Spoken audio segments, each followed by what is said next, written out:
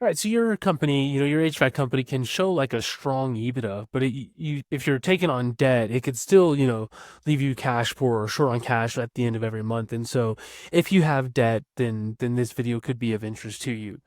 And so what we're going to do is we're going to get all of these different, line items. We're going to sum each one, and then things like OPEX is going to be, the sum of all your expenses to get your operational expenses, and then COGS, and then get your gross profit, your EBITDA, and then your debt. And so all of that information is here in the data set.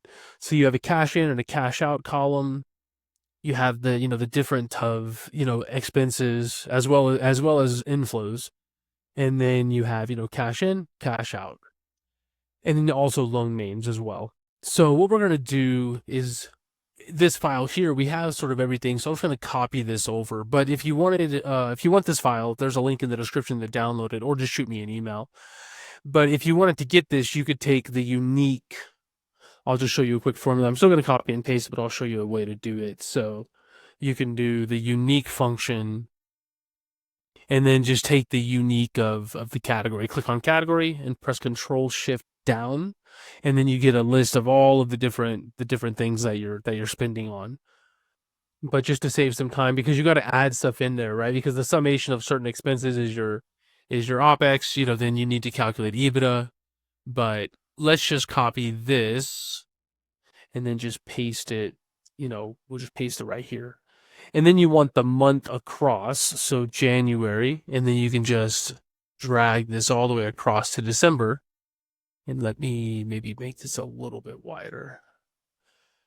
Okay, so to get these values, we want to sum them. So we want to sum if it's a customer collection, which is revenue, right? But the thing is, we want to sum those in the cash in column, because those are customer collections. So it's a cash flow cash in and not cash out. So sum if s. So the sum range of this is going to be the cash in column. And again, like this data set, it's something that you would have to recreate. I mean, you can download it, of course, but if you want to do it with your data, you're going to have, Service Titan or QuickBooks or whatever software you're using, you're going to have exports, and then you're going to have your analyst recreate this. And if you need some help with that, I can help out as well. And then, so from there, and then the cash in column is here. And then the next thing is this category, which is going to be, well, you can't see it, but it's going to be right here in cell B4, comma. And then we also need the month. So the month column here, comma, and then here, right? And so you can see, press Control Shift and the number 4, and then we'll just remove the decimals. So, customer collection was 270,000 for the month of January. And now what we want to do is we want to be able to drag this across. But the problem is that we need to make sure we get the referencing right. So you can see the little blue box. It's because we didn't lock that cell. So it needs to be C3. But as we drag it over, it goes to D3. But we need to tell Excel, like, hey, don't do that. And so what we can do is in every column you see, press the F4 key, or put a $ before each letter. So for all these, do that. And then for the column, the blue, we want to lock that column. So we want to for the letter B4. And then for the red square or rectangle, we want to lock that row. So put a $ between the letter and the number. So what I mean by lock that row is as we drag it over, we want it to change. We want it to go to January to February. But as we drag it down, we don't want it to change. And then sort of the exact opposite for customer collections. As we drag it over, we don't want it to change. But as we drag it down, we do want it to change. And so for this, we can just copy and then we can paste. And now you can see it's good. So this one is pretty much going to be very similar. We're just going to need to change the columns a little bit. So it's the same thing, sum if s, but now we want to sum the cash out column. Press F4 to lock it, comma, and then it's the same category column. Again, F4, comma, and then you can't really see it, but it's going to be right here. And then now, again, we want to lock that column, so the $ before the letter B. And then finally the month. So here, and then F4, comma, and then up here, and again, F4, press it twice, or just press it until you get the $ between the two. And then Control Shift 4, And then now, like now, not only can you drag, like we can just copy it and we can go down to here and then just hold down the shift key, press the right arrow. And then now you can see everything is carried over. And in this data set, I left December blank on the expenses just to let you know, like this is a dynamic model. You can always add data and then it'll automatically update. Okay, so your OPEX is going to be the sum of your expenses, which is everything, below customer collections. Again, so that's good. So you can copy that, paste it over. And then now for vendor payments, it's going to be the same thing. We can just copy this and then paste it here because COGS vendor payments is a label here, right? So you can do that super straightforward. Paste that here. And then for gross profit, what your gross profit's going to be is it's going to equal this, right? Minus your OPEX to get your gross profit. And again, copy that, paste it over, which is good. And then your EBITDA is going to equal your gross profit minus your COGS, right? And so what we're getting here is a negative number.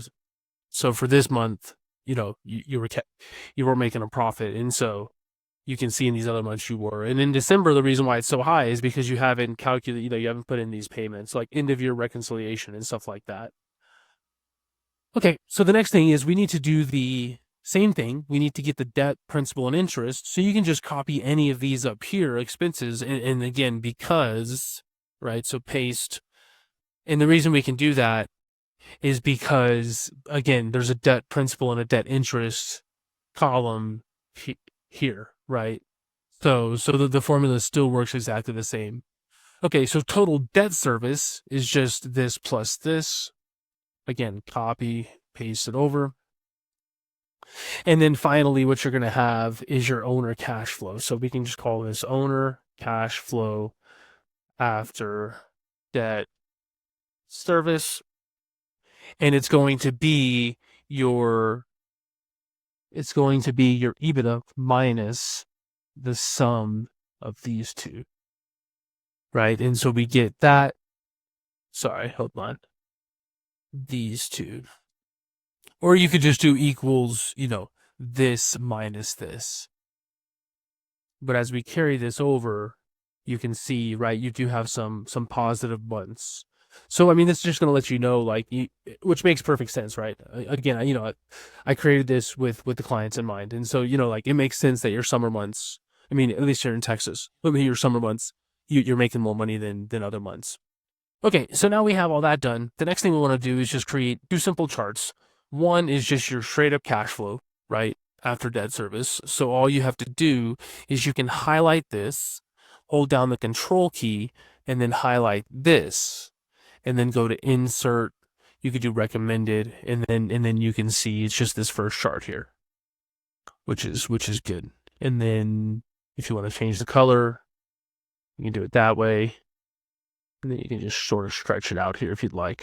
And then we can make this a little bit smaller because what it'll do is it'll make the other things go up, like the columns go up a little bit. And then if you want the values, just click in the chart. You'll see this little crosshair here, and then you do data labels if you want that. And then if you want to move a single one, you have to sort of double click on it, and then you can move it down. Okay, so got that chart. So the next one is we want to do the same thing. So we want to see our EBITDA versus debt service versus cash flow, right? So all of there's three sort of things we need to do here. So what we want to do is we want to get the month again, and then we want to highlight EBITDA, highlight debt service, highlight owner cash flow. So again, month, hold down control, highlight EBITDA, highlight total debt service, highlight cash flow. Because like with charts, the charts are super easy to make. It's just getting it into this structure is what takes the most amount of time. That's where most people sort of have a few mistakes. But anyways, go back to insert, recommended charts, and then let's go to all charts and then combo chart, right? And so now, because with the combo chart, you can choose what you want, right? So maybe we don't want a column, we want a line, right? Just like that. And so that's how you can, have it's a combo chart because it's a custom combination. You can do line, line, line, column, column, line, column, line, column. You can do however you want. I mean, there's a lot of ways you can set this up. But I'll just do it this way for now. And then the same thing, maybe make it dark. I'll spread this out a little bit. Or what I can do is I can just make this one a little bit smaller and then make this over a little bit. And then do it this way. And I'm just going to copy the name from here.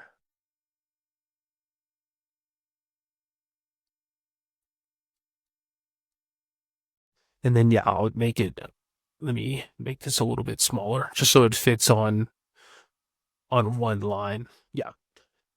But yeah, and again, if you want the values, what you can do, I'll show you just a little trick. Instead of doing like this, because it looks like it's unreadable, you can just click like on a single value, like a single column. If you, whatever value you want to show, click on that. So if you want to show the line, then just click on the line and go to data labels.